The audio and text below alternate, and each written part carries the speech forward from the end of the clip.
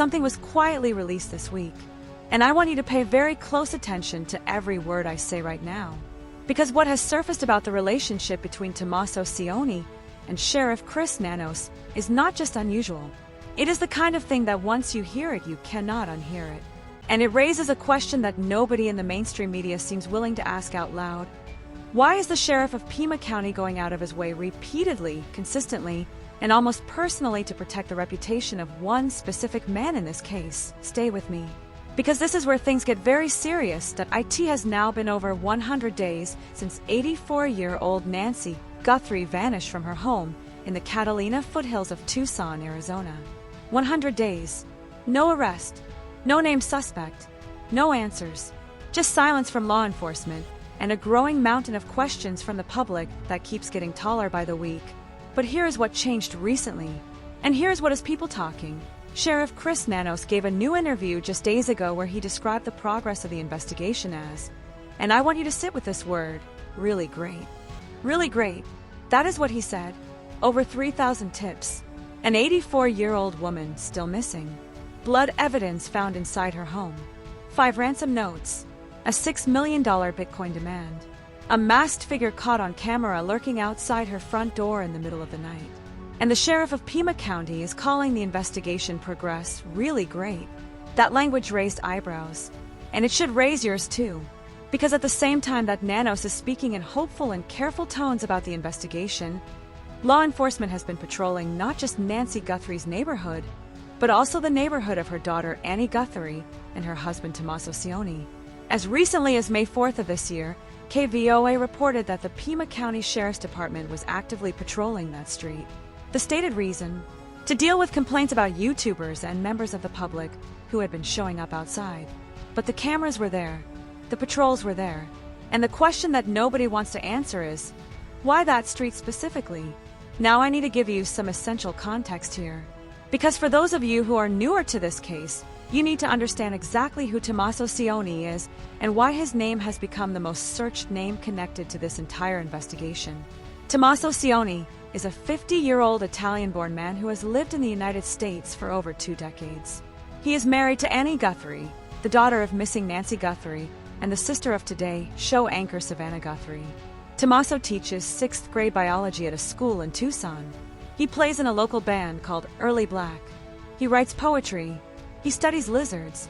On paper, he sounds like the most ordinary man you could imagine. But here's what makes him anything but ordinary in this case. On the night of January 31st, 2026, Tommaso Cioni was the last known person to see Nancy Guthrie alive. He drove her home after a family dinner. He dropped her off at her house around 9:45 in the evening. Authorities confirmed that Nancy's garage door went up around that time and came back down just a couple of minutes later. And from that moment forward, according to investigators, nobody knows for certain what happened inside that house. At 1:47 in the morning, Nancy's Ring doorbell camera was disconnected. At 2:12 in the morning, a masked figure was captured on a different camera outside her home. And at 2:28 in the morning, Nancy's pacemaker app disconnected from her phone, meaning she was physically far enough away from the device that she had lost the Bluetooth connection. Think about what that timeline means. Whoever took Nancy Guthrie was methodical. They knew about the cameras. They knew how to avoid them. They knew the layout of that neighborhood. This was not random. And this is where the investigation takes a turn that has sent the internet into overdrive. Because not long after Nancy disappeared, an unverified document began circulating online. Posted by a Twitter account called @MapBlack Inc., the document purported to show that Tommaso Cioni had signed a durable power of attorney, giving his wife Annie complete control over all of his financial and personal affairs. The date on that document? May 16th, 2025, 8 months before Nancy Guthrie disappeared. Now, before we go any further, I want to be clear. This document has not been officially verified by law enforcement. Legal experts who reviewed it publicly said that power of attorney transfers happen all the time, especially in connection with real estate transactions, and that on its own it means nothing criminal. But here is the thing. It is not the document alone that matters. It is the combination of things. And the timing.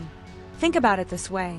Tommaso Cioni, a middle school science teacher whose net worth is estimated at under $1 million, transfers full financial and legal control of his affairs to his wife nearly a year before his mother-in-law goes missing under deeply suspicious circumstances. And then one of the central questions driving public investigation online becomes, who stood to gain financially if something happened to Nancy? Nancy Guthrie's home in the Catalina foothills of Tucson is valued at approximately $1 million. Savannah Guthrie, Nancy's daughter and one of the biggest names in American morning television, reportedly has a net worth of around $40 million. The family is not hurting for money. And yet, according to an independent journalist named Jonathan Lee Riches who posted on X in early May of this year, Annie Guthrie and Tommaso Cioni allegedly asked Nancy for money before her disappearance. And Nancy, according to this claim, said no. No law enforcement agency has confirmed this. No established news organization has verified it. But the claim spread like wildfire across social media. And when you pair it with the power of attorney document and the ransom demand of $6 million in Bitcoin, a sum that feels suspiciously calculated to reflect someone who knew exactly how much this family was worth, you start to understand why the public has been unable to let this go. But here is where Sheriff Chris Nanos enters the story in a way that I think deserves serious examination. From almost the very beginning of this investigation, Nanos has publicly and repeatedly stepped in to defend Tommaso Cioni. Not just to say the family was cooperating, not just to ask the public to be patient, but to specifically name Tommaso, to specifically say, give this man a break. In a February interview with the Daily Mail, Nanos said directly about Cioni, if he is guilty, if he's the one who did it, and we're able to prove that, then at that time jump on it. But don't come out of nowhere with this. He then added, you're putting a mark on somebody who could be completely innocent. And more important than that, he's family. Now I want to ask you something. When in your lifetime have you heard a sitting sheriff, the lead law enforcement officer in a county-wide missing persons and abduction investigation, give a personal character defense of one of the last people to see the victim alive? Not a legal defense, a personal one. He's family, Nanos said. Since when is that a law enforcement statement? This is where things get serious. By mid-February, Nanos held a press conference where he went even further. He released a formal written statement that said, and I am paraphrasing here to give you the full weight of it, that the entire Guthrie family, including all siblings and their spouses, have been cleared as possible suspects. He called them victims. He said suggesting otherwise was, quote, not only wrong, it is cruel. Now, I am not here to tell you that Tommaso Cioni is guilty of anything. I am not making that claim. Law enforcement has not made that claim. No one credible has made that claim. The sheriff himself has gone to extraordinary lengths to make sure you understand that. But that extraordinary length itself is the story. Because here is what we know from public reporting. When investigators first arrived at the scene, they initially believed Nancy may have wandered off on her own. That was the early working assumption. And then Savannah Guthrie pushed back hard in the media. She said publicly that Annie and Tommy had insisted from the beginning, this isn't the case where someone wanders off. She can't wander off. Savannah said her mother was in tremendous pain and could barely walk to her own mailbox. But here's the twist. Just this past week, on May 9th of 2026, Pima County Sergeant Aaron Cross went on record and said something that stopped people cold. He said investigators were initially told something different. Different from the family's later public statements. Different from what Savannah Guthrie described in the media. What did investigators actually hear in those first hours? What did the family tell them? Then that contradicts what was said publicly. The sergeant did not spell it out clearly, but his words alone were enough to send the online true crime community into a frenzy.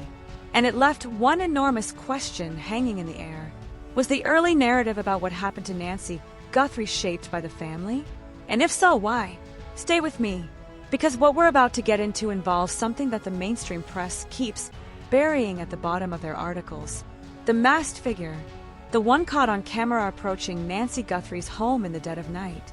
The one the internet has nicknamed Porch Guy. The FBI released footage of this individual. The footage is grainy and dark. The person is masked, but online investigators, hundreds of them, began doing frame-by-frame comparisons. And the name they kept coming back to was Tommaso Cioni. Now, before you go any further, retired FBI Special Agent Jennifer Coffin-Daffer went on record in April to push back on this directly. She said the comparisons were, in her words, so absurd. She said there was, quote, no physical corroboration linking Cioni to the figure on the porch.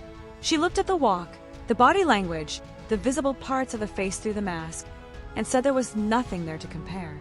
And she is someone who knows what FBI analysis actually looks like. But here is the detail that keeps nagging at people who have been following this case closely. And I want you to think about this carefully. The person on that porch, whoever they are, knew exactly where Nancy's Nest camera was. They moved in a way that suggested familiarity with the layout. They disconnected the Ring doorbell camera first. They knew where the blind spots were, and they carried out the entire operation in under 40 minutes in the middle of the night without waking a single neighbor. That level of familiarity with a home does not come from Google Maps. It does not come from driving past the house once or twice. It comes from having been there, knowing the space, knowing the rhythms, knowing where the cameras were and where they were not. And that is a detail that the public cannot move past, no matter what the sheriff says. Now let us talk about Tommaso's social circle, because this is a thread that the online investigation community has been pulling on hard for months. Public records and social media research led online investigators to a man named Dominic Evans. Evans is reportedly a former bandmate of Tommaso Cioni's from the band Early Black. According to public county records that were surfaced online, Evans reportedly has a criminal history in Pima County that includes felony burglary, armed theft, and embezzlement. Law enforcement has not publicly connected Dominic Evans to Nancy Guthrie's disappearance. There is no confirmed link, but the connection sparked a theory that sent shockwaves through the online community. And the theory goes like this. Someone with actual experience breaking into properties, with the practical knowledge of how to enter a home without leaving a trace, may have provided either the know-how or the manpower for what happened to Nancy. Again, this is public speculation. It has not been confirmed, but the timing of it, the proximity of it, and the fact that Evans was reportedly part of Tommaso's immediate social circle, these are not facts that law enforcement has publicly addressed. And why not? If you are running a serious investigation into an abduction, and you know that one of the last people to see the victim has a close social contact with a violent felony record, don't you at least say publicly that you've looked into that? Don't you at minimum acknowledge the connection exists? The silence on Dominic Evans has been one of the loudest silences in this entire case. I want to go back to the money for a moment, because the financial dimensions of this case have never been fully reported in one place.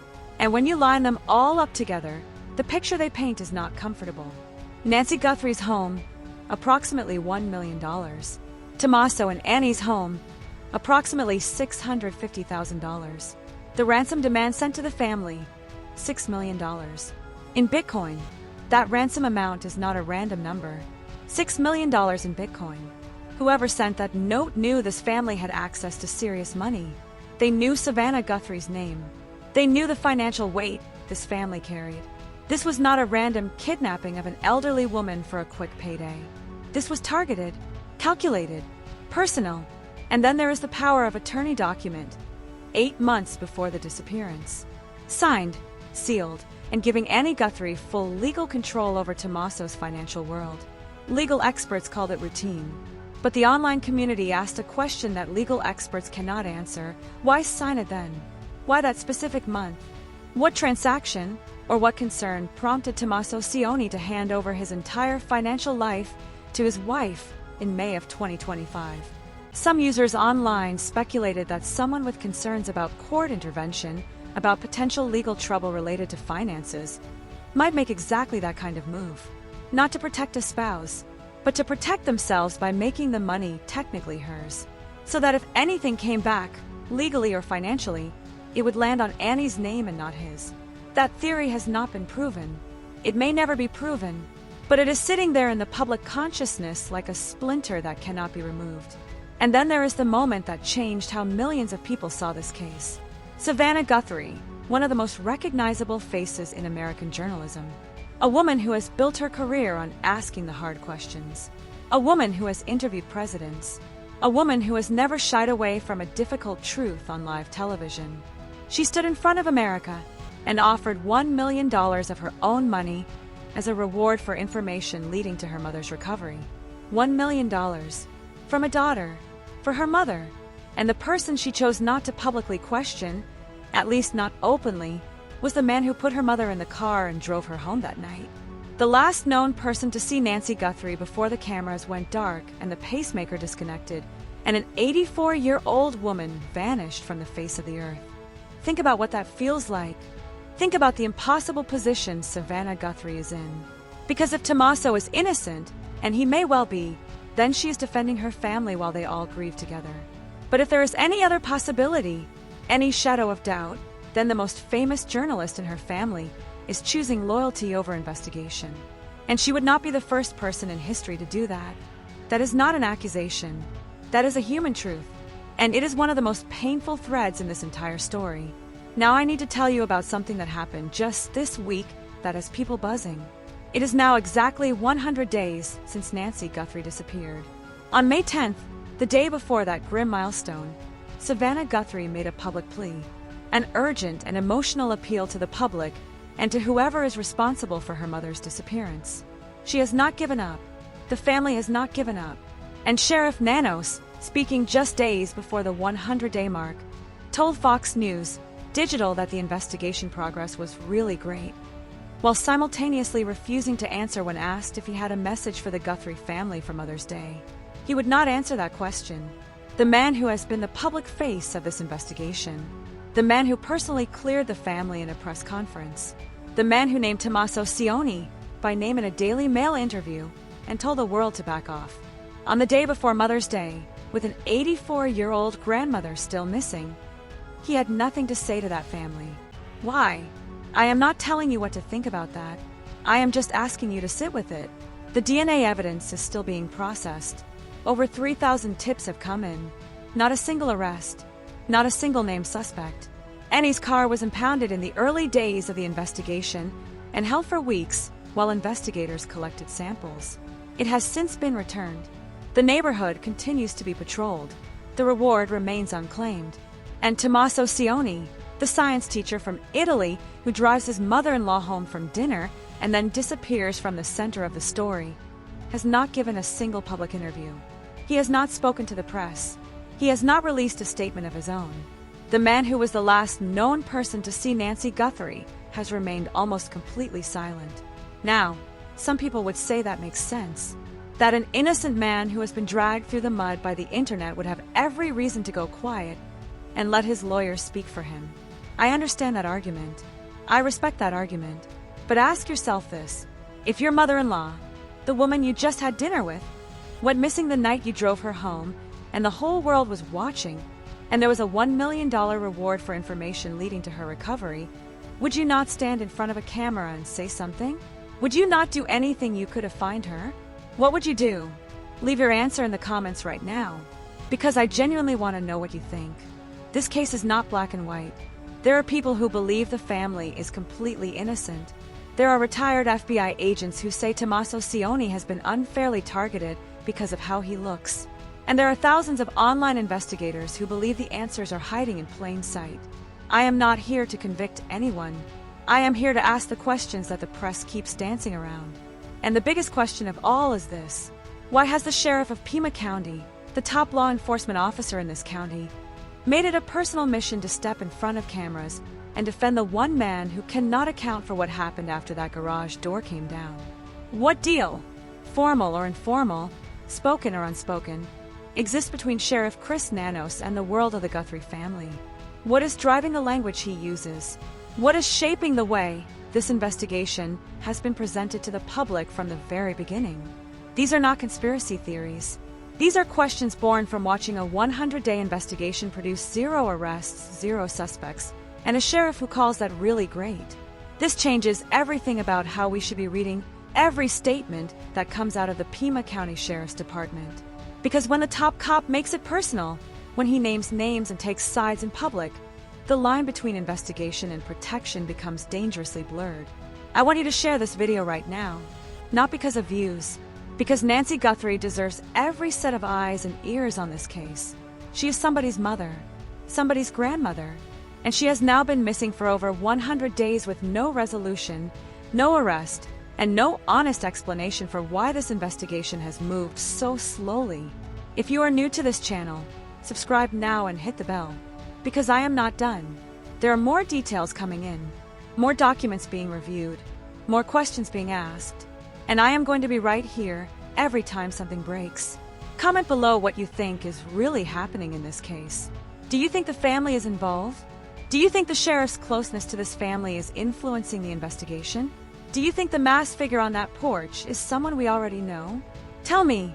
Let's talk about it. Because Nancy Guthrie is still out there. And somewhere, in someone's silence, someone's financial records, someone's phone, or someone's memory, the truth is waiting to be found. Stay tuned, because this case is far from over.